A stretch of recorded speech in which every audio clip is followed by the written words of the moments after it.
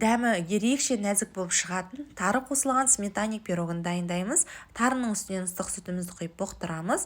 Бөлме температурасындағы сары майға жұмыртқа, қантты қосылып, біркелкі масса болғанша араластырамыз. Үстінен енді ұнымызды саламыз және қопсытқышымызды салып, жақсылап тұрып жұп-жұмсақ қамыр илейміз.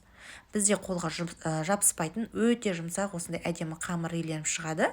Енді 10 минутқа тындырамыз. Оған дейін салмасын дайындаймыз.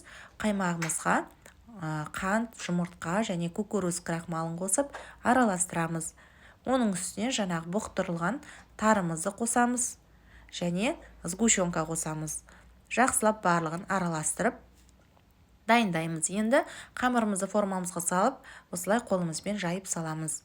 Менде 26 диаметрлі форма. Салмасын құямыз. Қызып тұрған пешімізде 160 градуста 30-35 минут қызарғанша пісіреміз.